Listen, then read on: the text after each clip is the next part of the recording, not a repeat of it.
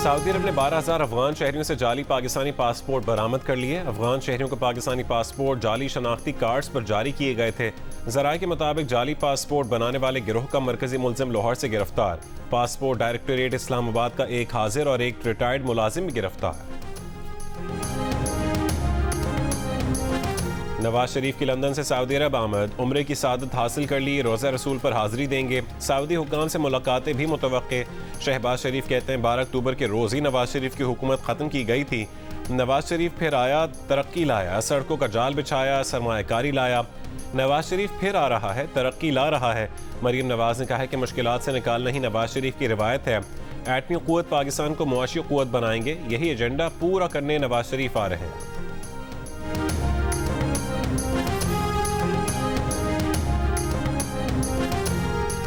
सब कह रहे हैं कि सुप्रीम कोर्ट का फैसला नवाज शरीफ के लिए अच्छा नहीं, फिर शहबाज शरीफ को यह फैसला क्यों पसंद आ रहा है?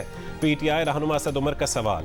कहा कि बड़ी बात है कि एक फैसले पर तहरीक इंसाफ भी खुश है और शहबाज शरीफ भी खुश हैं। एक सवाल पर बोले उस्मान डार और सदाकत अब्बासी की तरह कोई काम करना होता तो कर चुके होते।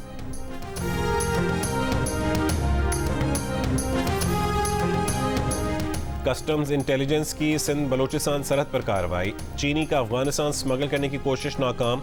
बोरियों से भरे 6 ट्रक तहवील में ले लिए गए। 4,800 बोरियों में 240 मेट्रिक टन चीनी है। चीनी जाली NOC पर सिंध से बलोचिस्तान मुंतकिल की जा रही थी।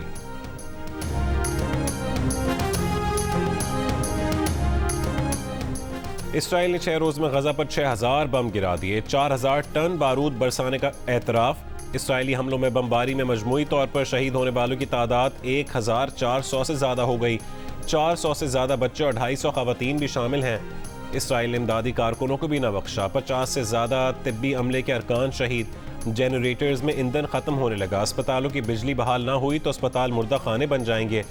रेड क्रॉस ने खबरदार कर दिया। इसराइल पर हमास के हमलों में हलाक होने वालों की तादाद 1,300 से ज़्यादा हो गई। 3,000 से ज़्यादा जख्मी हैं। इसराइली फोर्सेस के शाम पर हमले। दमिश्क और हलब के हवाई अड्डों पर बमबारी। रनवेज को नुकसान पहुंचाने का दावा।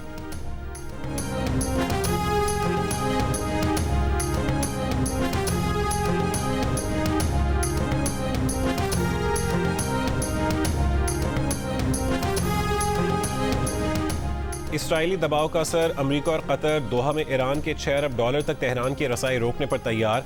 अमरीकी पाबंदियों की वजह से रकम जनूबी कोरिया में मुंजमद थी और समझौते के तहत अमरीकी कैदियों की रिहाई के बदले में रकम बहाल करके कतर मुंतकिल की गई थी। निगरान वज़ीर आज़म अनवारुल्लाह काकड़ ने कहा है कि वो इंतख़ाबात के इनेकाद के हवाले से मुतमईन है। यकीन है कि इलेक्शन कमीशन जिस तारीख का ऐलान करेगा उसी तारीख को इंतख़ाबात हो जाएंगे। एक इंटरव्यू में कहा है कि बलूचिस्तान में सिक्योरिटी और गवर्नेंस के चैलेंजेस का सामना है। गवर्नेंस पर बात करें तो महदूद वसाइल और उनकी बदइंतज़ामी के मसाइल हैं। जब इन दोनों पहलुओं पर तवज्जो होगी तो गवर्नेंस का मसला हल हो जाएगा।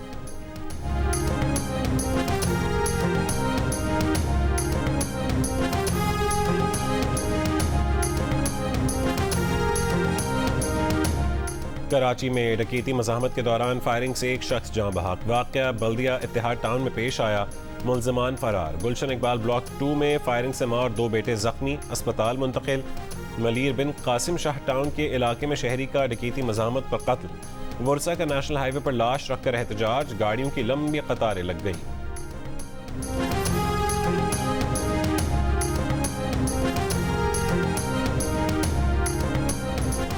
शिकारपुर में न्यू फौजदारी थाने के करीब से 2 भाई अगवा। डाकुओं ने दोनों की बाजियाबी के लिए 50 लाख रुपए तावान तलब कर लिया। 2 रोज कबल कच्चे से SHO समेत 5 पुलिस एहलकारों को भी अगवा कर लिया गया।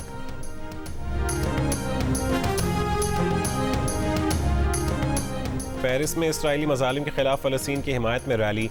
फ़लस्तीनी परचम और बैनर्स उठाए सैकड़ों लोगों का सड़कों पर मार्च। पुलिस ने मुजाहिरीन को मुंतशिर करने के लिए आंसू गैस की शेलिंग की।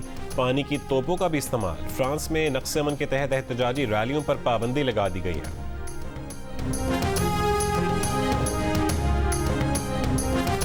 अमरीकी डेमोक्रेट सेनेटर बॉब मेनेंडेस पर जासूसी और रिश्वत लेने की फर्द जुर्म आयद। बॉब मेनेंडेस पर मिस्र के एजेंट के तौर पर काम करने का इल्ज़ाम है। डेमोक्रेट सेनेटर पर गैर मुल्की शख्स से रिश्वत लेने का भी इल्ज़ाम आया।